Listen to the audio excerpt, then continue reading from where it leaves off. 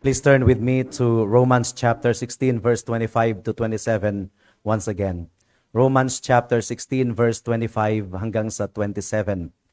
At ito po ang sabi ng salita ng Panginoon.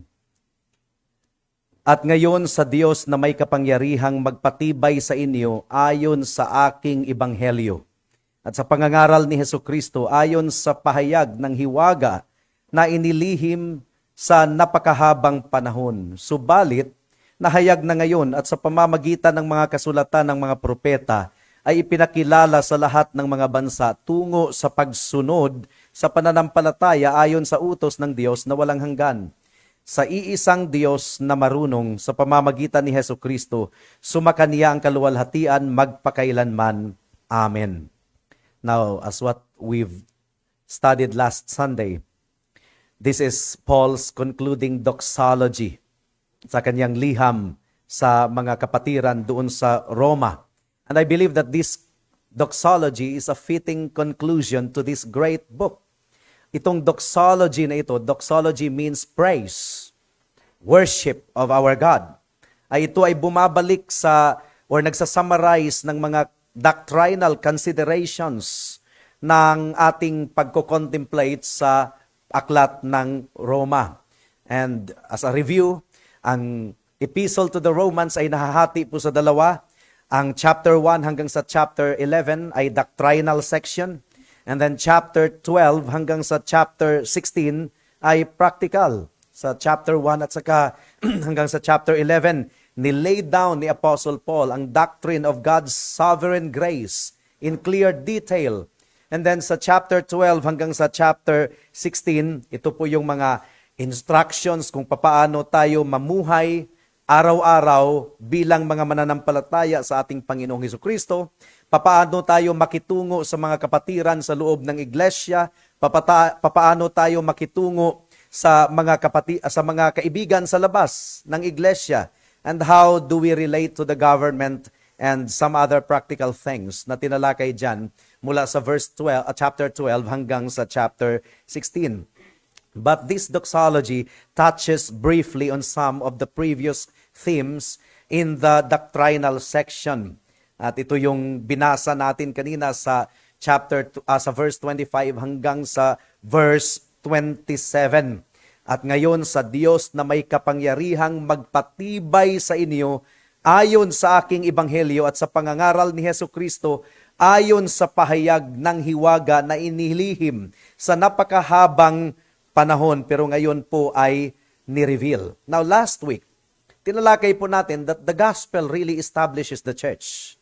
The faithful and constant proclamation of the gospel really establishes the church. Now the question is, what is this gospel that establishes us? Tinawag po ito ni Apostle Paul as my gospel. Ang gospel na ipinahayag ni Apostle Paul, ito po yung nakakapag-establish sa iglesia ng ating Panginoon. What does it mean, my gospel? Yung gospel na nilay down ni Pablo mula sa chapter 1 hanggang sa chapter 11. Doon po yung gospel na ipinaliwanag. Galing ito kay Kristo. At sabi po ni Apostle Paul, God has set for you in this epistle, and I'm telling you that God is able to establish you according to my gospel. At napag-alaman po natin last Sunday, kabilang po yung huling bahagi ng chapter 8 na kung saan tinalakay yung election, predestination, lalong-lalo na po sa chapter 9 na talagang tinalakay po doon yung election, predestination, and even reprobation, mga kapatid, mga kaibigan. Now, kung pag-aralan natin itong mga bagay na ito sa pulpito at hindi po tayo natatakot, this establishes the people of God. Kaya sa umagang ito ay i-review po natin itong doctrines of grace. Papaanong ang doctrines of grace ay nakakapag-establish sa iglesia at nakakapag-establish sa mga believers. The doctrines of grace, I believe that it is the complete gospel. It's not the partial gospel. Arminianism is a partial gospel. Ito po ay galing kay Jacobus Arminius, na talagang itinataas po ang kalooban ng tao kaysa sa kalooban ng Diyos. But the doctrines of grace teaches us that salvation is totally dependent upon God from start to finish. And a full gospel is better than a partial gospel. A fuller and more understanding of the gospel is always better than a partial understanding. And it will always establish you better than an understanding of the gospel which is not complete. Kaya sa ating pagbubulay-bulay po sa umagang ito, ang orientation po natin ay God-centered. Our meditation this morning will direct you to a greater focus on God. Greater focus on God. It will give you an understanding of the gospel that is more doctrinal rather than emotional. And I tell you, my dear brethren, ang pag-aaralan po natin sa umagang ito ay nangangailangan ng greater submission to the Scripture. Majority of the people in the world today ay nire-reject nila ang katotohanan ng doctrines of grace. Bakit ba? There is something within the fallen Adamic nature that doesn't like certain aspects of the gospel. Hindi po, ayaw po ng fallen nature yung idea that God is fully in charge of the salvation of sinners from start to finish. At pagsikapan ko pong matapos ito sa umagang ito, ang ating pag-aaral, 5 bahagi po. Now, bihira po tayong magkakaroon ng 5 bahagi. Pero huwag kayong mag-alala, 30 minutes lang itong sermon plus 2 hours. Okay na yan. So, 5 bahagi ang ating pag-aaralan ngayon. Una, man's condition. Pangalawa, God's choice.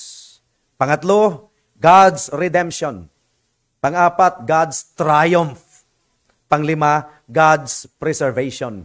At naway tulungan tayo ng Panginoon bago tayo magpatuloy. Manalangin po muna tayo. Salamat po, Diyos, sa umagang ito, sa pagbulay-bulay ng inyong salita.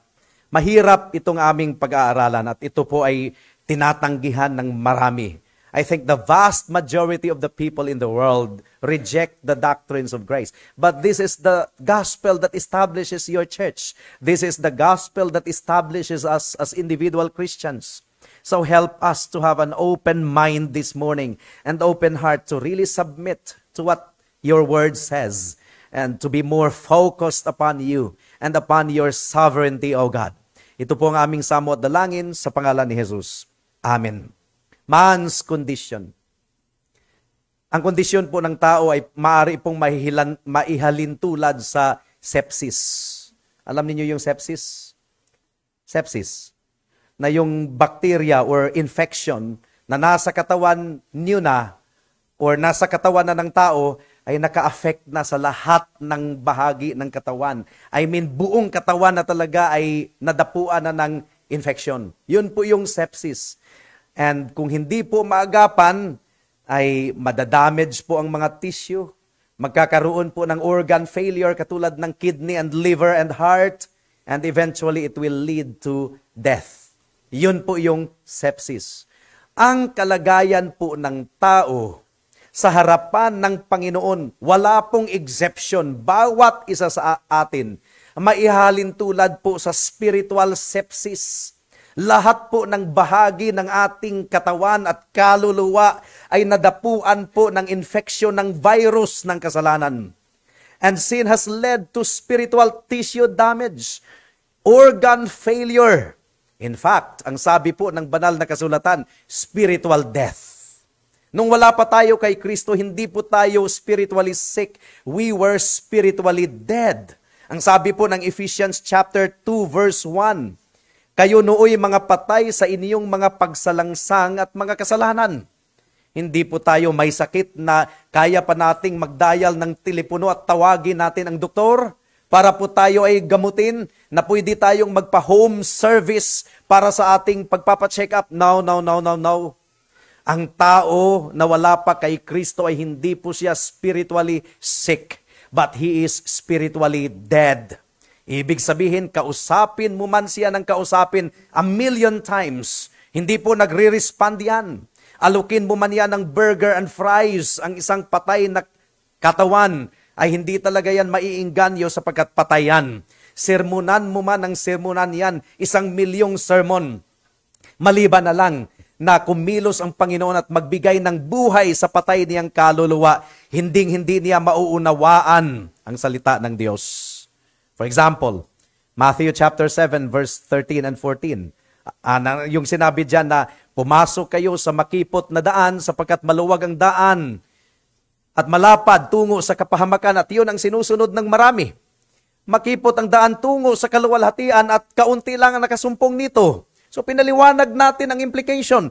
Ang understanding ng nakikinig sa akin, ang sabi, totoo talaga pastor, talagang makipot ang daan tungo sa tagumpay. Kasi ang mga kabataan kasi ngayon, pinipili nila yung maluwag na daan ng pagre-relax, pagtatamad, nang hindi na sila nagtatrabaho. Tayo kasi noon, pinipili natin yung mahirap talaga na pagpapagal sa buhay para tayo ay magtagumpay. Sabi ko, ang layo naman. Ang layo naman ng interpretation. Ang sabi ko, ang tinutukoy kasi dyan ay ang kaligtasan po ng ating kaluluwa. Ang kaisipan kasi ng marami, yung maluwag na daan tungo sa kaligtasan, yun po yung gumawa ka ng mabuti, yun po yung magpakabait ka, kumbaga iligtas mo ang sarili mo, yun yung maluwag na daan.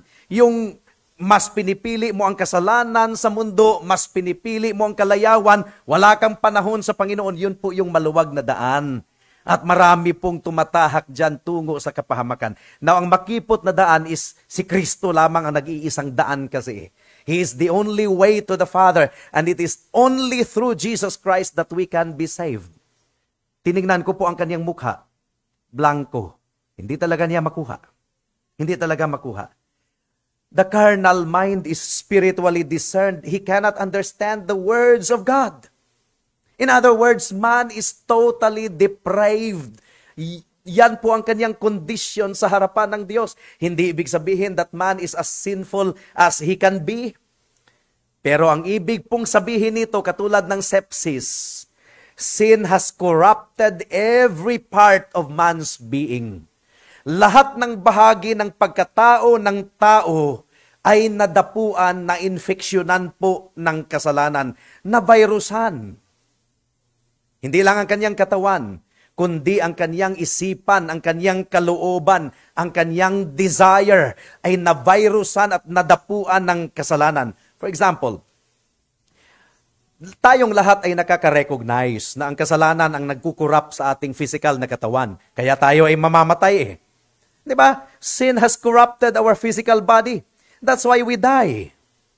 That's why our bodies wear out. That's why eventually we will expire. At kung tayo ay magkakasakit, we need operation. Bakit nagkaganon?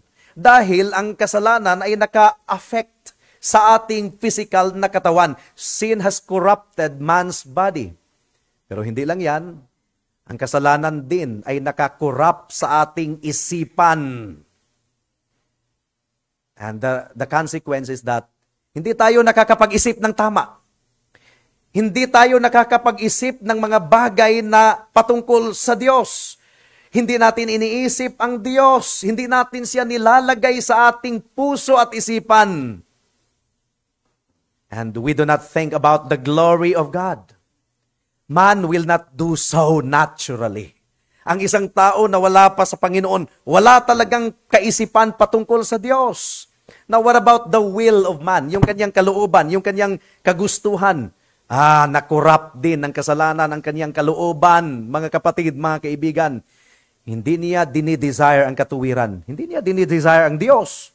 Ayaw niya sa Diyos. Romans 1:28, ayaw nga niyang ipasok ang Panginoon sa kanyang kalooban. Hindi rin siya nagdi-desire sa katotohanan. At bilang patunay niyan, kung mayroong Bible study, umiiwas ang taong yan. Kung mayroong preaching, umiiwas. He does not desire the truth. He does not desire righteousness. He does not desire the light. He prefers darkness. Si Jesus na mismo ang nagsasabi, men love darkness rather than light because their deeds are evil. In other words, mga kapatid, mga kaibigan, sa natural na kondisyon ng tao, yung natural na kondisyon pipiliin talaga niya ang kadiliman. Sa natural condition po ng tao, kung hindi po kikilos ang sovereign grace of God sa kanyang puso, kung bibigyan po siya ng choice, actually, it's not a question of whether he has a choice or not. That's not the question. The problem is, Kung bibigyan ng choice ang tao sa kanyang natural condition, ano ang kanyang pipiliin? Pipiliin niya ang kadiliman. Pipiliin niya ang kasalanan. Pipiliin niya ang kasamaan kung pabayaan siya sa kanyang sarili. Bakit po? Ang Biblia na po mismo ang nagsasabi na ang natural man wala pong ability. Walang spiritual ability. Wala siyang desire. Wala din siyang spiritual ability. For example, 1 Corinthians chapter 2 verse 14. 1 Corinthians chapter 2 verse 14. Parihong wala siyang desire. Maliban sa wala siyang desire, wala siyang ability. Wala. Parihong dalawa. 1 Corinthians 2:14, ang sabi dito, ngunit ang taong hindi ayon sa Espiritu ay hindi tumatanggap ng mga bagay ng Espiritu ng Diyos. This is talking about his desire. Ayaw niya eh. Hindi siya tumatanggap ng mga bagay ng Espiritu ng Diyos. Bakit?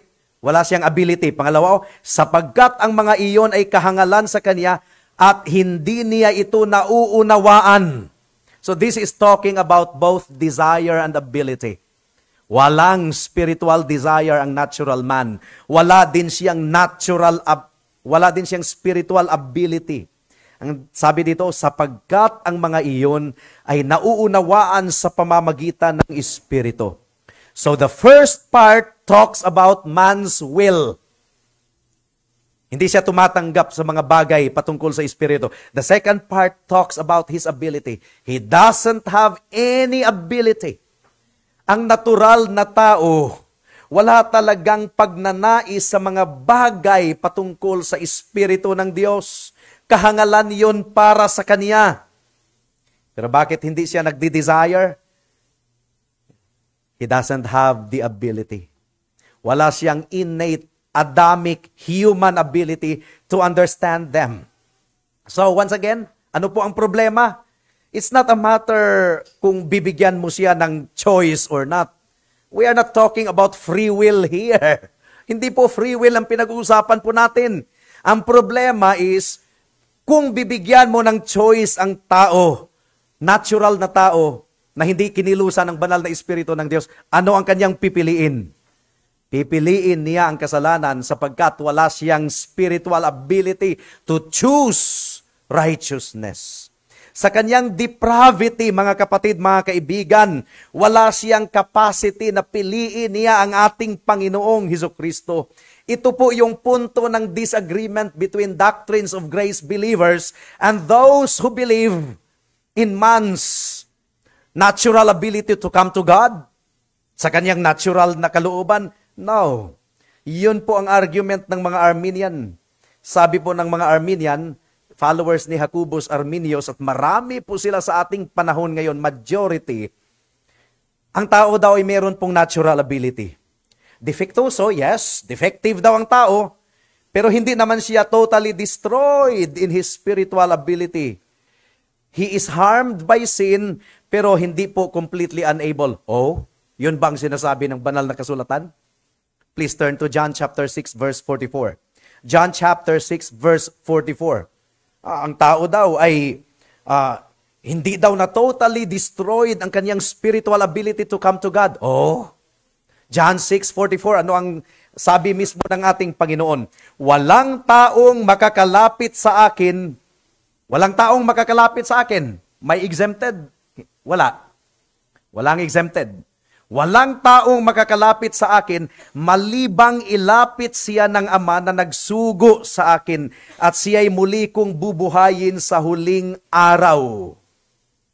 So, ang dinidil nito ay ang abilidad ng tao. Makakalapit ba ang tao in his natural ability na hindi kinikilusan ng banal na Espiritu at hindi po hinahatak ng Ama papunta kay Kristo? No. No. The answer is a big no, mga kapatid, mga kaibigan. Can a man come to Christ unaided by the Holy Spirit? At hindi siya hahatakin ng Diyos? No. Wala siyang natural ability of this kind. Sa kanyang natural na kalagayan, sabi ng ating Panginoon, no man can come to me. Wala siyang spiritual ability to do that. Kinakailangang hatakin siya ng Ama papunta sa kanyang anak.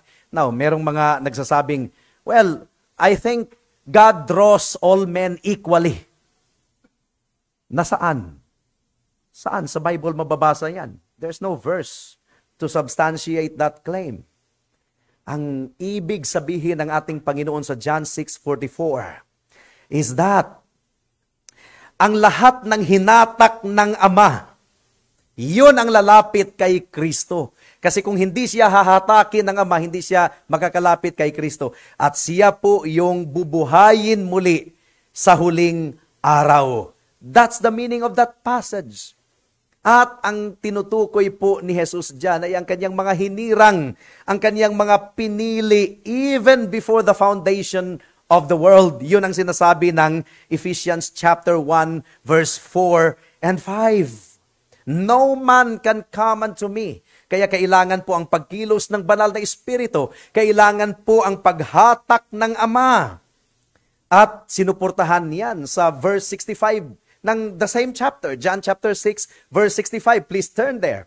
Ang sabi po dito, dahil dito'y sinabi ko sa inyo, walang taong makakalapit sa akin, malibang ipagkaloob sa Kanya ng Ama.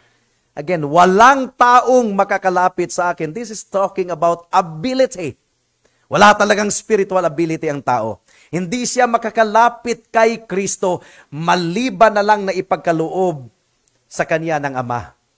Ang nag-o-object ang mga taong mayayabang dahil iniisip nila na sa kanilang kaligtasan, sila po ang bida. No, sa ating kaligtasan from start to finish, it's all by God's grace.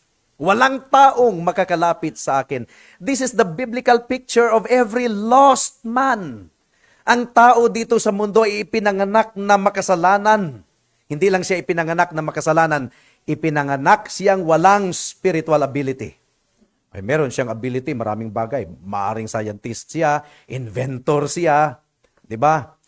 Nakakapag-invent siya ng mga rockets and all of those atomic bombs. Ay, meron siyang ability, maraming bagay. Pero pagdating sa kaluluwa, pagdating sa spiritual ability, no, wala. Wala talaga kung pabayaan ang tao sa kaniyang sarili. Now, kung meron tayong sapat na pangunawa sa mga bagay na ito, mai-establish ba ang church? Does it make a difference in our ministries here? Yes, it does. It's one thing to believe na kailangan ka lang makipag-argue, i-persuade mo ang tao na lumapit kay Kristo without the work of the Holy Spirit because He has the ability to respond to the gospel. It's one thing to believe in that.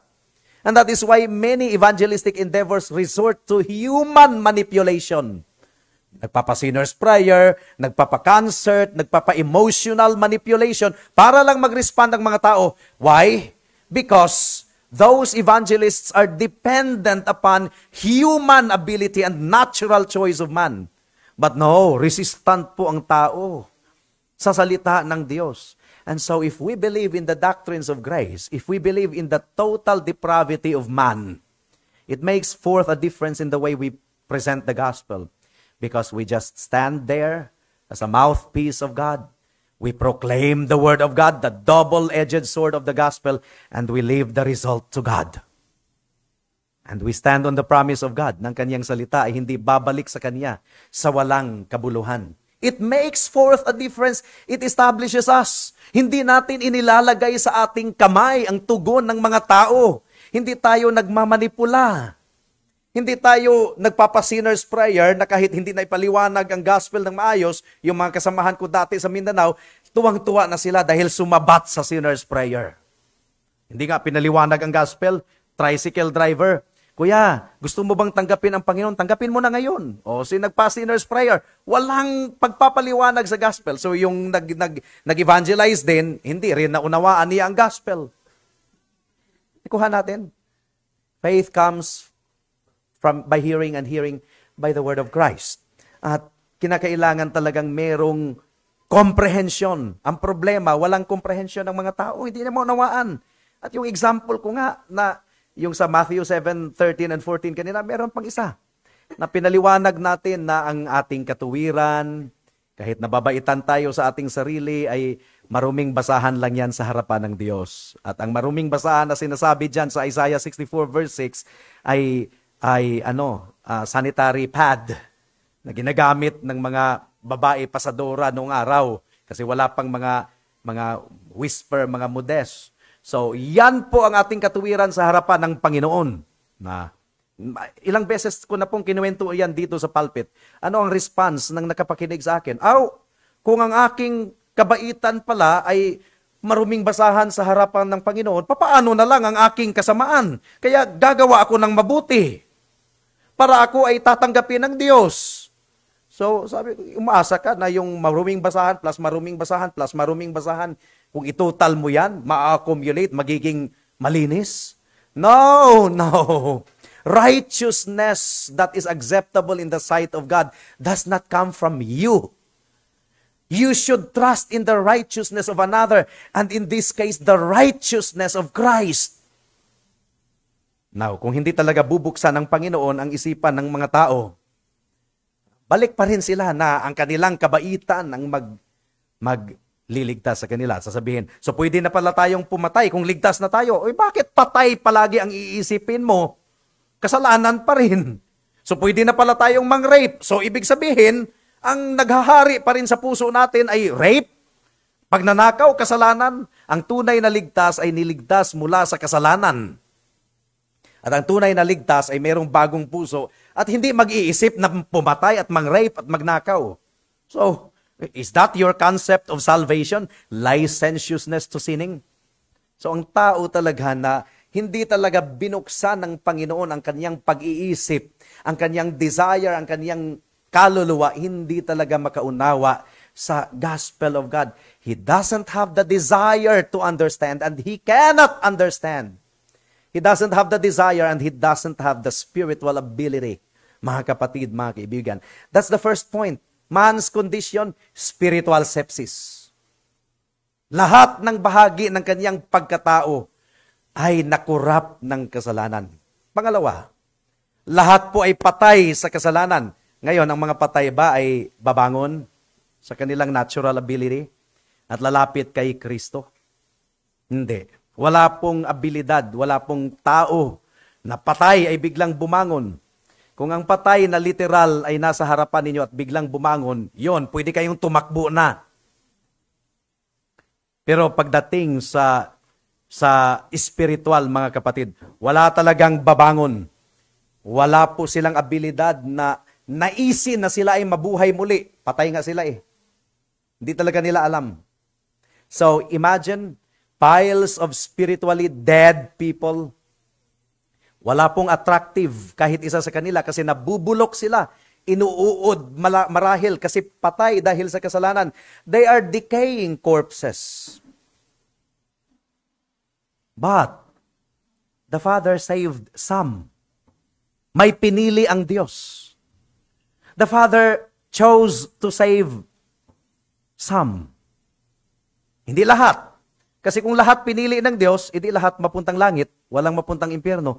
Pero malinaw ang sinasabi sa Biblia na majority ay nagmamarch siya papuntang impyerno. So hindi talaga lahat pinili para sa kaligtasan. Mayroon talagang pinili para sa kaluwalhatian. Pero ang problema, ano ang nag-udyok ng ating Panginoon o sa ating Panginoon na piliin yung mga taong iyon? Ano ang nag-udyok sa kanila? Meron bang attractive sa kanila? Nung tiningnan yung mga patay ng Diyos, mga patay dahil sa kasalanan, sinabi ng Panginoon, ito, attractive ito. This is beautiful in my sight, I will choose it. Wala eh. There is nothing in them that caused God to decide to choose them. Therefore, God's choice is unconditional. God's choice is unconditional. At kailan po nangyari ang unconditional choice ng ating Panginoon? Hindi po ito nangyari in time, but it happened in eternity past. Ephesians 1:4, we were chosen by God even before the foundation of the world. Sila yung mga tao na from eternity past ay ipinangako ng Ama na ibigay niya sa kanyang anak. At ang pagpili po ay unconditional. Hindi po ito conditioned on anything na meron ang tao. Hindi po ito conditioned upon any merit within man. Sin or for sin. No, hindi po ito conditioned sa pananampalataya ng tao, sin or for sin. Wala pa nga eh. Even before the foundation of the world. Ang conditional choice, ganito po yung kanilang argument ha. Ang selection daw ng Panginoon ay nakabatay sa foreseen faith.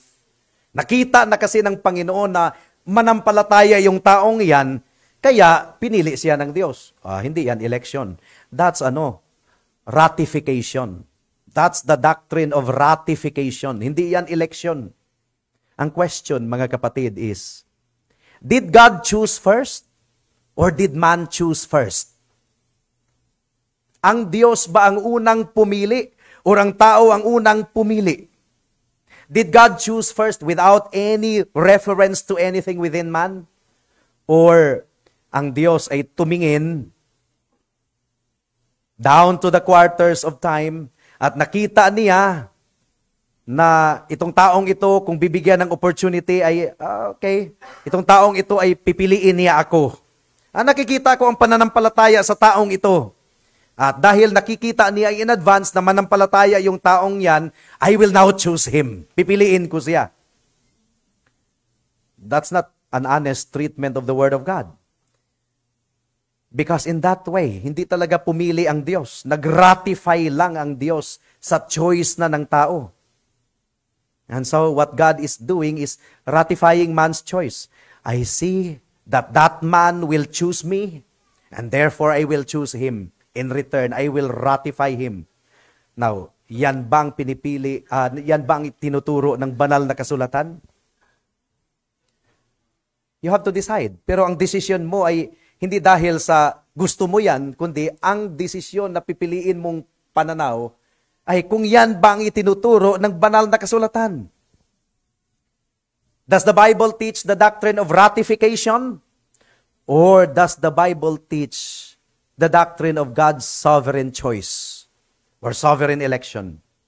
Na ang Diyos ay pumili without any reference to anything in man, seen or unseen. Now, konsultahin po natin ang Biblia. John 10:26. John chapter 10 verse 26. Ano ang sabi ng John chapter 10 verse 26? Ang sabi po dito, subalit hindi kayo naniwala sapagkat hindi kayo kabilang sa aking mga tupa. Bakit daw hindi sila naniwala? Sapagkat hindi sila kabilang sa aking mga tupa. And this is a key passage, mga kapatid, mga kaibigan. Kung naniniwala ka sa conditional choice, balik na rin natin. Diba? If you believe in conditional choice, ito yung statement. Dahil hindi kayo naniwala, therefore hindi kayo kabilang sa aking mga tupa. Yun ang conditional choice. Dahil hindi kayo naniwala, therefore hindi kayo kabilang sa aking mga tupa. So ang faith ng tao ay nauna bago siya naging tupa. Kaso hindi yan ang sinabi ni Jesus eh. Ang sinabi ni Jesus, dahil hindi ko kayo tupa, kaya kayo hindi naniniwala. Because you're not one of my sheep, therefore you don't believe. So Jesus Christ turns the other way around. Their being sheep or not being sheep comes first before their belief or unbelief. You see? So the choice is really unconditional. Dahil tupa sila ng Diyos, kaya sila naniwala. Ang conditional choice ay nagsasabing, hindi kasi kayo naniwala, kaya kayo hindi tupa ng Diyos. Baliktad. Sana nakuha po natin, mga kapatid. Mahirap pong i-preach ito sa pulpit ng hindi Bible study. Mas madali po ito sa Bible study. Dahil meron pong dialogue, engagement.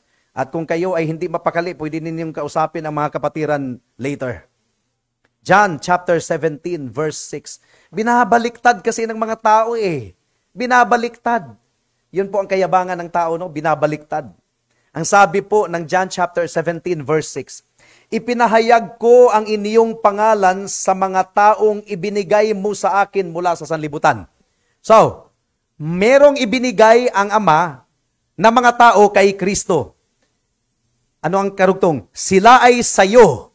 So nauna silang pag-aari ng Ama at sila'y ibinigay mo sa akin at tinupad nila ang iyong salita. Ano yung order dito? Sila ay sayo, next, at sila'y ibinigay mo sa akin at tinupad nila ang iyong salita. Hindi po maunawaan natin ang phraseology na ito kung hindi po tayo naniniwala sa doctrine of unconditional choice or unconditional election. Ang Arminian position ay binabaliktad kasi nila eh. Ito sa Arminian position. Naniwala sila kay Kristo, kaya ibinigay sila ni Kristo sa Ama. Okay? Nauna yung kanilang hakbang, and because of that, binigay sila ni Kristo sa Ama.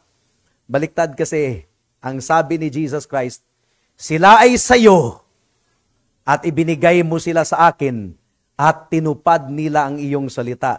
Nanampalataya sila, dahil sila ay pag-aari ng Diyos. Ibinigay sila ng Diyos kay Kristo, kaya tumupad sila sa salita ni Kristo. And the response is repentance of sin and faith in the Lord Jesus Christ. Now, meron pong mag-o-object, Pastor, ano itong sinasabi sa 1 Peter 1 verse 2? Diba, na elect according to the foreknowledge of God.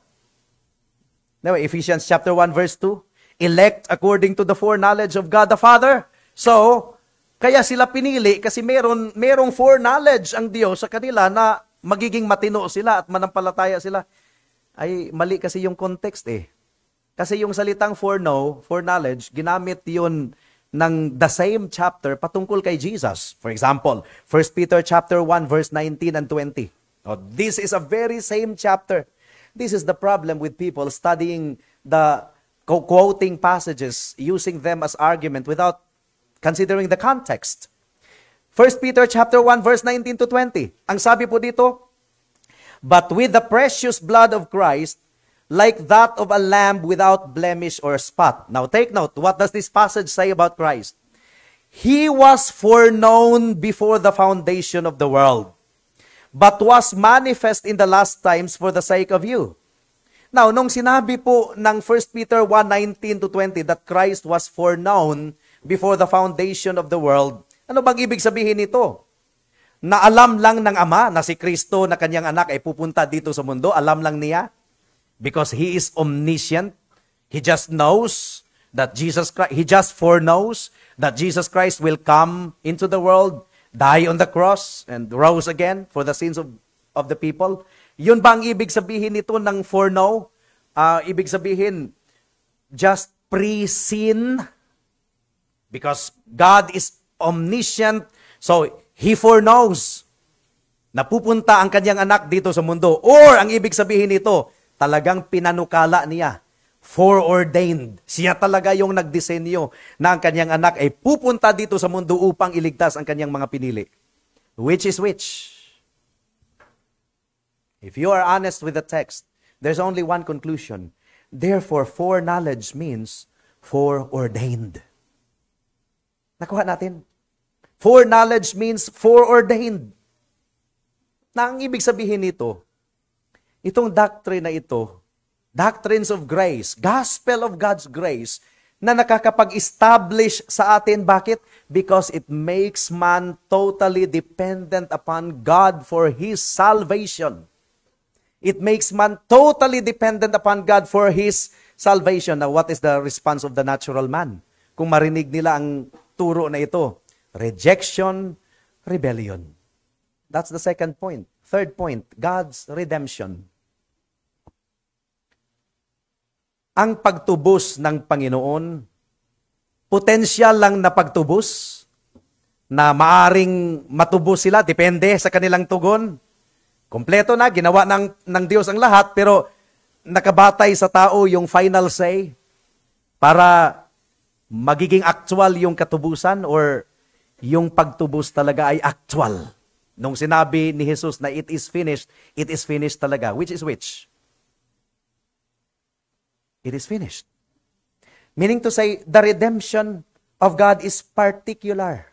Ibig sabihin, actual redemption yon. Now, kung actual redemption, at alam natin na hindi lahat redeemed kasi majority ay nandun sa impyerno, alam natin na mas maraming mapuntang impyerno. Meron bang ni-redeem ang Diyos tapos mapupunta pa rin impyerno? Or yung ni-redeem ng Panginoon ay mapupunta talagang langit? Alam natin na hindi lahat ay mapupuntang langit. Meaning to say, ang ni-redeem talaga ng Panginoon in actual ay yung kaniyang mga pinili. Particular po ang redemption. Ang Panginoon ay nag-alay ng kaniyang buhay particularly para sa kaniyang mga pinili even before the foundation of the world. At dahil actual na redemption yon, hindi talunan ang Diyos, therefore Jesus Christ is a victorious Redeemer. He's a victorious Redeemer. Hindi ito redemption na potensyal lang. But this is an actual redemption. Noong si Kristo ay namatay doon sa cross ng Kalbaryo, did He accomplish anything? Or He only potentially accomplished something? Naghihintay lang sa response ng tao. That's the teaching of the Arminians. Ang sabi po ng mga Arminians, Christ died on the cross to pay a price that is sufficient to save everyone in the world. Totoo naman. When it comes to the value of the blood of Jesus Christ, the blood of Jesus Christ is sufficient to save all of the people in the world. Generally, totoo yan. There's no question about the value of Christ's death. Pero ang Arminian Gospel ay nagsasabing ganito, namatay si Kristo doon sa cross upang bayaran ang kasalanan sufficient para sa lahat ng mga tao dito sa mundo. Now, naghihintay na lang ang Diyos sa choice ng tao. Kung pipiliin ng tao si Kristo, then the payment will now apply to him. Para bang deposit sa bangko. Nandyan na yung pera sa bangko, hindi mapapasayo yan kung hindi ka mag-withdraw. Kailangan mong i-withdraw. Well, it makes sense. It makes sense. Yun ang argument din natin dati. Nung hindi pa tayo nakaunawa sa katotohanan. But the question is that what the Bible teaches? The Bible teaches that Christ died on the cross to secure redemption for those given to Him by the Father. At nung ginawa niya iyon, it was certain, it was finished. Sumigaw siya, it is finished. Ang sabi po ng ating Panginoon, I have accomplished the work which you gave me to do. Now, para sa mga interested sa theology, CRSA, you should grab a copy of John Murray's book entitled Redemption Accomplished and Applied. There was a time na ang redemption ay pinanukala ng Ama in eternity past. There was a time na ang redemption ay natupad ni Kristo when He died upon the cross. Hindi po theoretically, hindi po potentially accomplished. He accomplished it. He finished it.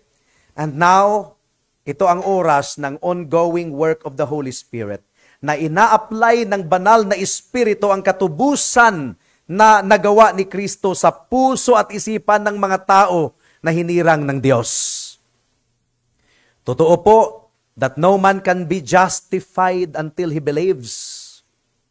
But those who will believe are those who have been chosen by God even before the foundation of the world. Kasi sila po yung kikilusan ng banal na Espiritu. Kung namatay si Kristo para sa lahat, at marami ang mapupuntang impyerno, therefore, may nasayang pala sa dugo ni Kristo. Di ba? Naging mabisa sa iilan, pero the majority nandun sa impyerno, so ang dugo pala ni Kristo ay sayang. Di ba? That is devaluing the value of the blood of Christ. But if we believe in the doctrine of God's particular redemption, limited atonement technically, Jesus Christ died only for His elect, for His people. And that death was certain. That redemption was not potential, only possible, but that redemption was actual. Then the objects of His redemption will really be saved Sila po talaga ay maligtas. Sila po talaga itiyak na manampalataya. Huwag po nating baliktarin. Huwag nating baliktarin. Nanampalataya sila, kaya sila pinili. Acts 13:48. Talagang baliktad ang Biblia sa kaisipan ng mayabang na tao. Acts chapter 13, verse 48. Ang sabi po ng Acts 13:48, nang marinig ito ng mga hintil, nagalak sila at niluwalhati ang salita ng Diyos. And take note of this.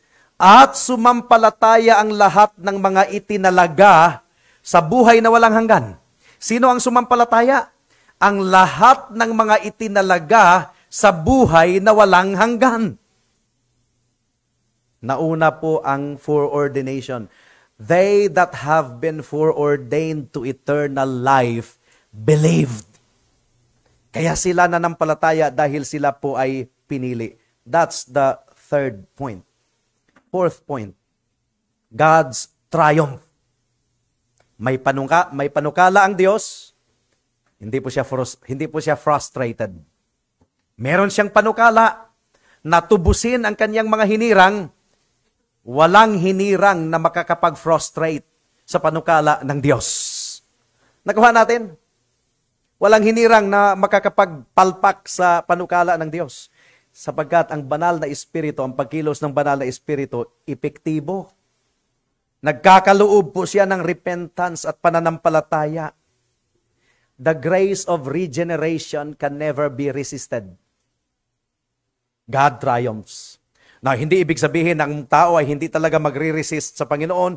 Oh yes, they do. They always do. Ang natural man ay tumatanggi talaga sa Diyos. That is man's natural condition to resist God. Even the Apostle Paul resisted God and he even went as far as persecuting the Church of Christ. The natural man always objects. But when the Holy Spirit works, makakatanggi ba ang tao?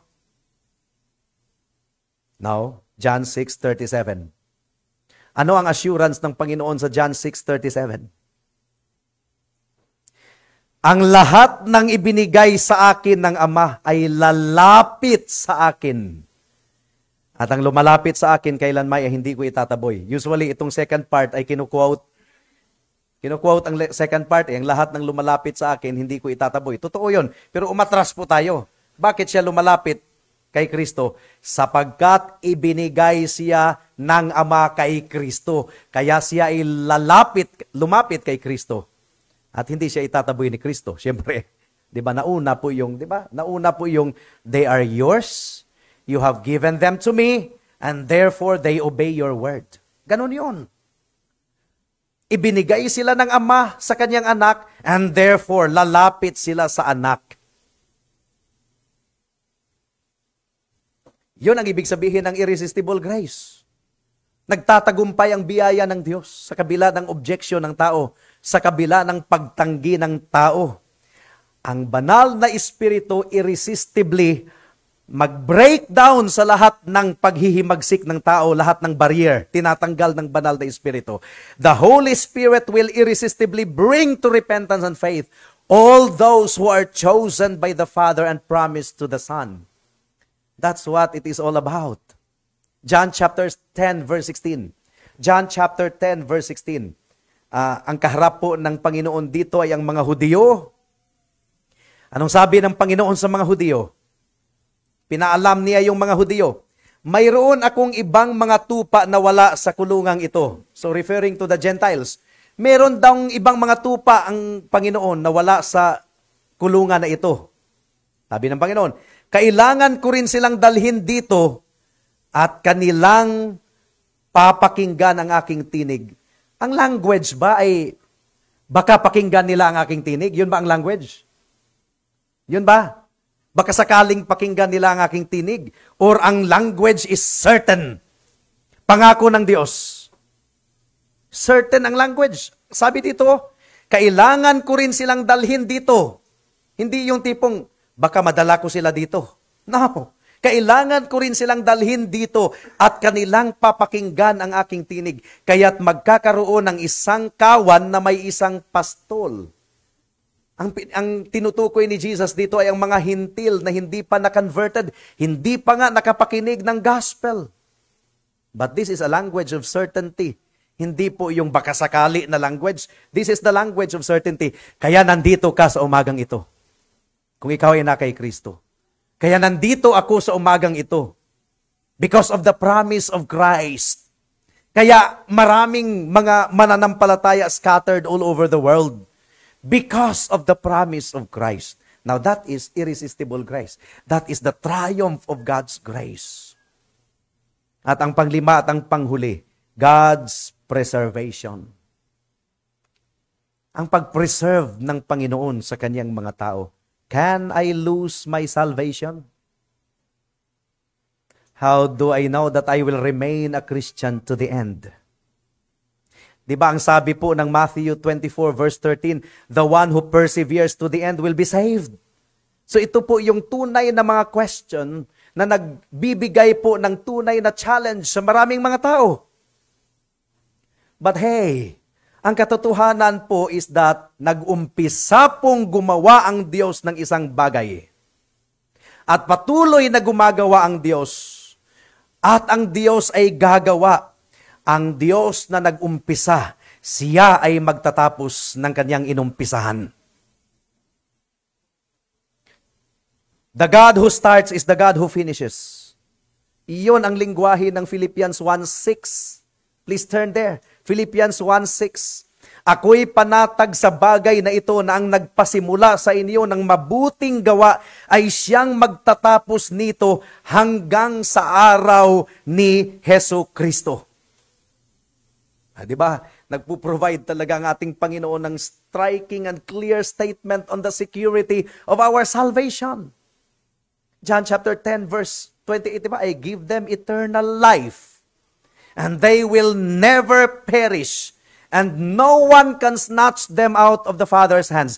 Sino ang pinakamalakas na potensyal na mag-snatch sa atin mula sa kamay ng Diyos? Sino ang pinakamalakas na maaring makapag-snatch sa atin mula sa kamay ng Diyos? Meron pa bang malakas, mas malakas kaysa kay Satanas? Na siya talaga yung pinakamalakas na sasabihin natin na potensyal na makapag-snatch sa atin mula sa kamay ng Diyos. Diba? Yun naman talaga ang kanyang purpose eh. And He devotes His energy for that. Na snatch tayo mula sa kamay ng Diyos. Siya na ang pinakamalakas. Ikaw, hindi ka malakas. Ang mga demonyo, hindi malakas. Si Satanas ang pinakamalakas na snatch ka mula sa kamay ng Diyos. Kaya ba niya? No. No one, and that includes Satan. No one, and that includes you. Nakuha natin. No one can snatch them out of my hand. We have to believe in the promise of Jesus. We have to believe in the power of God to preserve His people. He has given us eternal life, and He has promised that we will never perish. No one can snatch us out of His hands. May mga times na gusto nating tumalon mula sa kamay ng Diyos. Nahulog tayo sa kasalanan, naging careless tayo. But God disciplines His true people. Manunumbalik at manunumbalik ang kanyang mga tao. Si Peter na ilang beses pong nadulas. Ilang beses bang nadulas si Peter? Maraming beses kasi siya yung tipong tao na gumagana muna ang bibig bago gumana ang utak. Yun si Peter. Lord, we will never abandon you. Tumalikod man sa iyo ang lahat. Pero sa banta lang ng servant girl, this is the man. Kasama ito.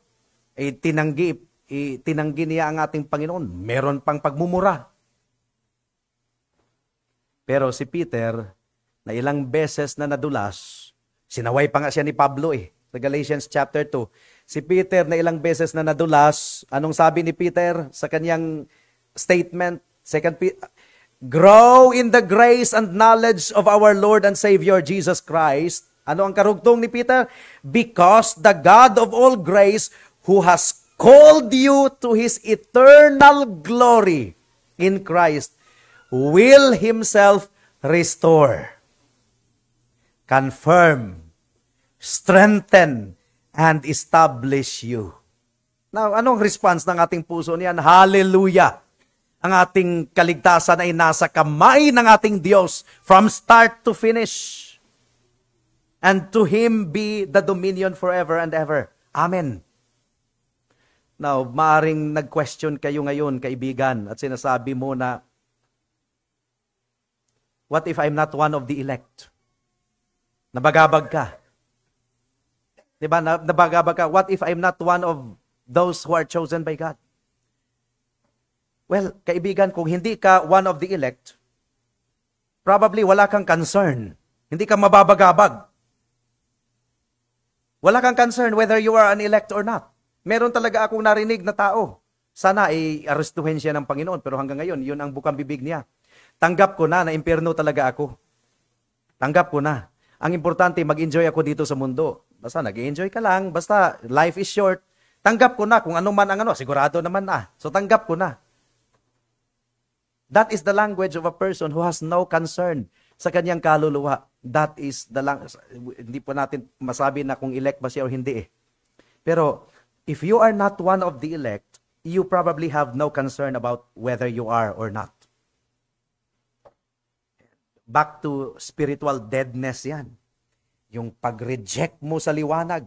Your inability to come. Your lack of concern. Concerned ka sa mga bagay dito sa mundo. Now, kung ikaw ay nabagabag ngayon, take courage of the fact na nilagay ka ng Diyos sa kalagayan na yan. That means God's grace is working in you, hopefully. Because you are now exposed to the understanding of truth and of the gospel. Take encouragement of the fact na ngayon ay nabagabag ka. Nabahala ka para sa iyong kaluluwa. Concerned ka kung ligtas ka ba or hindi. Millions of people ang walang concern dito sa mundo. Millions of people na meron pong false assurance dahil nag-sinner's prayer lang, Christian na daw sila pero walang evidence of a changed life. Millions of people. Wala silang takot sa future dahil meron silang false assurance. But you are concerned right now. You are shaken right now. Now, that is an encouragement because God has brought you to that concern. God has given you that spiritual concern. Now ay pakinggan mo yan, kaibigan. Look to Christ. Hindi naman sinabing, and those who believe in the doctrine of election will be saved. Hindi naman sinabing ganyan. Ang sinabi, those who believe in me. Those who believe in Him shall never perish but have eternal life. Marami pong ligtas na hindi po nakaunawa sa doctrines of grace. Pero ligtas sila because they look to Christ. Come to me, all of you who are weak and are heavy laden, and I will give you rest. I write these things unto you who believe in the name of the Son of God, so that you may know that you have eternal life. Look to Christ. They that call upon the name of the Lord shall be saved. Hindi po sinabing they that comprehends and articulates fully the doctrine of election shall be saved. There's walang ganyan sa Bible. But they that call upon the name of the Lord will be saved. Come to Jesus Christ, my dear friend. Kailangan mo ang kanyang dugo at ang kanyang katuwiran. Wala kang katuwiran na i-present sa harapan ng Panginoon upang tanggapin kaniya. Ikaw ay bulok sa kasalanan. Kailangan mo ang katuwiran outside your own. You need the righteousness of Christ. You cannot atone for your sin. Kailangan mo ang blood ni Christ na kanyang ipinadanak doon sa cross once and for all para sa kasalanan ng mga nagsisi at nanampalataya sa kanya. Now do it right now, for tomorrow may be too late. Tayo po ay manalangin. O aming Panginoon, salamat po sa doktrina ng inyong biyaya na nagpapatibay sa inyong iglesia. O Diyos, nawa po ay lahat po ng mga cloudiness sa aming understanding ay tanggalin po ninyo. At makita namin na sa aming kaligtasan, we are utterly and totally dependent upon you, O God.